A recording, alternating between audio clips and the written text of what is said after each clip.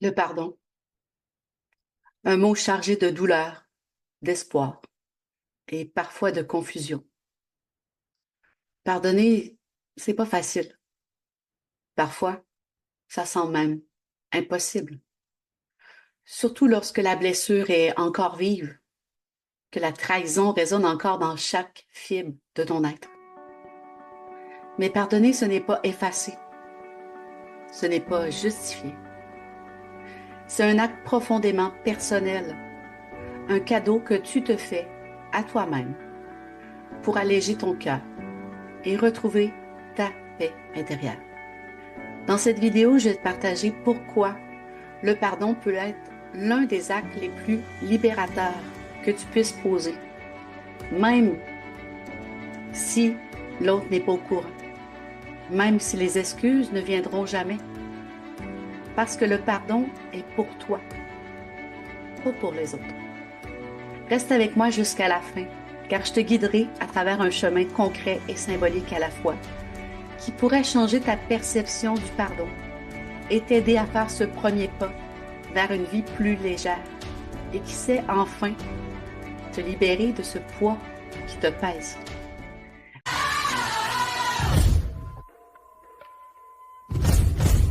Bienvenue sur ma chaîne. Je suis Sophie Bergeron, auteure et coach.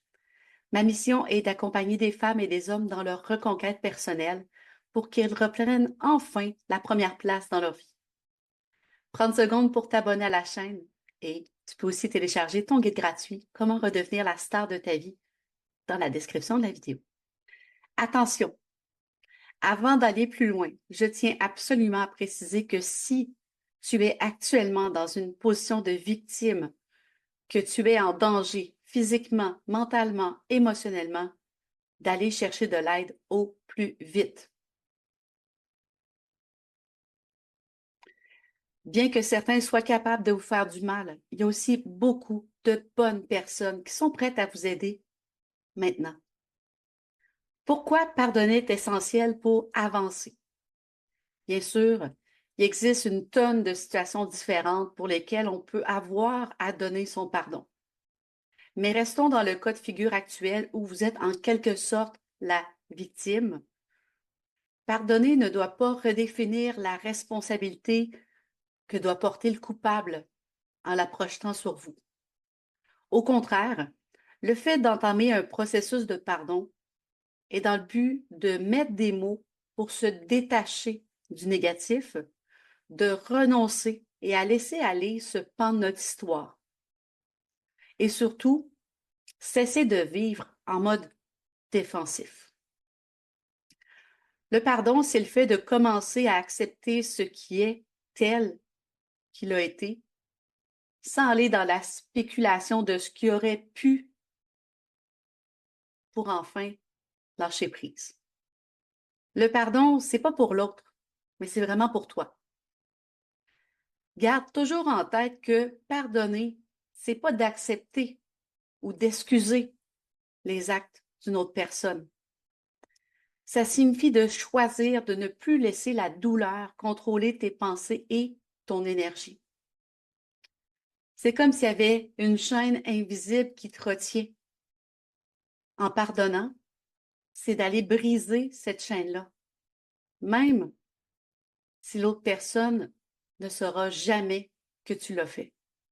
Les blessures non pardonnées t'empêchent de guérir.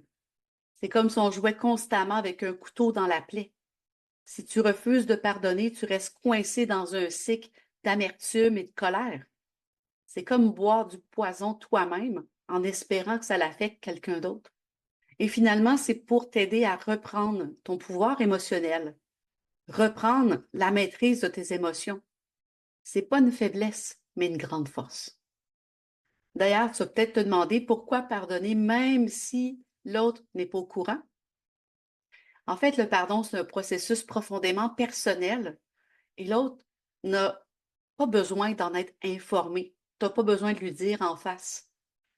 Pour plusieurs raisons, il est possible que tu ne le souhaites pas ou que ce ne soit pas possible aussi. Il est nécessaire, par contre, de vivre le processus. Un peu lorsque l'on vit un deuil, ça ne se fait pas en une nuit. Clac et tu es libéré. plus le trauma, plus l'offense est grave, plus il faudra du temps au temps. Les étapes vont comme suit. On regarde ça ensemble immédiatement, ta feuille de route pour le processus du pardon. Mais je rappelle encore une fois, si l'aide d'un thérapeute, d'un coach, d'un professionnel de la santé est nécessaire, va chercher de l'aide. La première étape de ta feuille de route, c'est de créer un espace de sécurité. Avant tout, tu dois te mettre en sécurité, que ce soit physiquement, mentalement, émotionnellement. Ça peut aussi signifier devoir mettre des limites claires pour ne plus permettre à la situation ou à la personne de te blesser davantage. Run et mets-toi en sécurité si ce n'est pas encore fait. Va chercher de l'aide.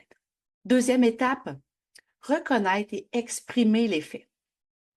En reconnaissant ce qui s'est passé, pas seulement avec ta tête, mais aussi avec ton cœur, ce qui s'est passé dans le réel et non pas dans la spéculation de ce qui aurait dû, ce qui aurait pu, ce qui fera. Bref, qu'est-ce que cette expérience a laissé dans ton cœur, dans ton esprit? Quels ont été les impacts réels pour toi? Sors les faits de ta tête en écrivant, en chantant, en hurlant ou autrement. L'idée est de ne pas laisser cette douleur-là s'enfuir pour qu'elle t'empoisonne pendant des années, mais de l'affronter pour t'en libérer. Troisième étape, accepter et ressentir les émotions. Accepte tes émotions comme des compagnons de route temporaires. La colère, la tristesse ou même la peur ont leur place dans ce processus, mais elles ne définissent pas qui tu es. Un jour, tu vas revenir à ton état de base, qui est la joie. Autorise-toi à ressentir pleinement ce que tu dois vivre pour avancer. Peu importe l'émotion, même si tu penses que tu dois l'enfouir, cette douleur, cette colère, ou même le soulagement, si c'est ce que tu ressens, accepte, vis l'émotion et laisse aller. Quatrième étape de notre feuille de route, pardonner comme acte de libération personnelle. Le pardon, comme je t'ai dit, n'efface pas ce qui s'est passé, mais il te permet de libérer l'espace que cette douleur occupait quelque part en toi. Pardonner, c'est dire je choisis la paix pour moi. Pardonne dans l'amour, pas pour l'autre, mais vraiment pour toi. C'est un cadeau que tu te fais à moi de moi pour alléger ton cœur, ton esprit, ton âme. Et la cinquième étape de notre chemin, c'est de finalement avancer avec des gestes symboliques ou concrets. Faire un pas concret vers sa nouvelle vie, ça pourrait être de brûler une lettre qu'on a écrite à la personne qui nous a fait du mal, planter un arbre pour symboliser notre renaissance. Il y a plein de façons de poser des gestes qui signifient je commence à avancer, libre et allégé. C'est une façon de commencer à vivre sans ce poids parce que tu vas l'avoir laissé derrière toi. Chaque jour est une opportunité de réaffirmer ta libération, un pas à la fois. Donc le pardon, c'est vraiment un cadeau pour toi. C'est un voyage, pas une destination. C'est pas une question de rendre justice, d'oublier, mais de t'offrir la paix intérieure que tu mérites. En choisissant de pardonner, tu libères ton cœur, ton esprit de la charge émotionnelle qui t'empêche d'avancer, qui te laisse attaché au passé. Alors, qu'est-ce que tu vas faire dès aujourd'hui pour amorcer ton chemin? Commence par un petit pas. Tu peux commencer par écrire une lettre avec tout ce qui hante ton cœur. Tu n'as pas besoin de jamais la remettre. Tu peux la brûler, la déchirer, l'enfouir, la jeter, peu importe. Mais déjà, tu auras amorcé ta libération. Ce qui compte, c'est de commencer pour toi, à ton rythme. Si cette vidéo t'a fait du bien, si elle t'a parlé, ou si tu connais quelqu'un qui en aurait besoin, pense à liker, t'abonner, la partager. Et surtout, dis-moi en commentaire, quel serait le premier pas que tu pourrais faire aujourd'hui pour avancer sur ton chemin de pardon? Je vous souhaite une excellente journée. Merci d'avoir été là. Et souviens-toi, ta lumière compte.